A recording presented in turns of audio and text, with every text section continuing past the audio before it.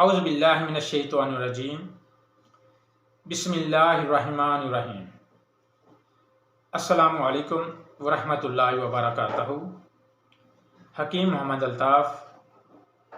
नाज़रीन, आप देख रहे हैं यूट्यूब चैनल बासित दवाखाना कायमपुर।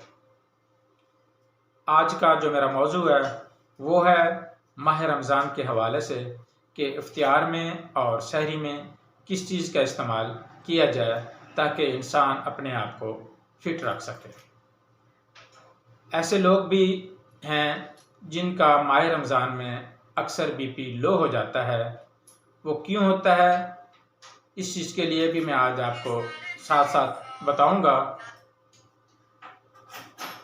माह रमज़ान में रोज़ा रखने से क्योंकि खाने पीने की रूटीन अचानक तब्दील हो जाती है, जिसकी वजह से कुछ लोगों को पानी की कमी हो जाती है, उनका ब्लड प्रेशर लो होना शुरू हो जाता है, दिल की घबराहट, दिल का डूबना, कै, मतली हो जाना, खट्टे डिकार आना, ये अलामात पैदा होना शुरू हो जाती हैं।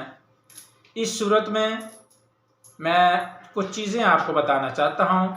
वो आप सहरी में चटनी बनाकर अगर आप इस्तेमाल करते हैं तो इंशाल्लाह ये अलामात पैदा नहीं होंगी, बीपी लो नहीं होगा, घबराहट पैदा नहीं होगी, कै या मतली या खट्टे डिकार की शिकायत पैदा नहीं होगी। इसमें आपने टमाटर 1 अदद लेना है, दालचीनी आपने 2 ग्राम, हरी मिर्च 1 अदद, पुदीना सब्ज़ 10 ग्राम, दही 1 पाव। दही में आपने इनकी चटनी बनानी है। टमाटर, दालचीनी, हरी मिर्च और पुदीना की आपने दही में चटनी बनाकर जब आप सहरी करते हैं तो सहरी में आपने इस चटनी का इस्तेमाल करना है। इंशाल्लाह इस चटनी के इस्तेमाल से जो आपको मसाइल पैदा होते हैं, बीपी का लो हो जाना, घबराहट पैदा हो जाना, मतली, कै, खट्टे डिकार आना, ये इंशाल्लाह नहीं आएंगे।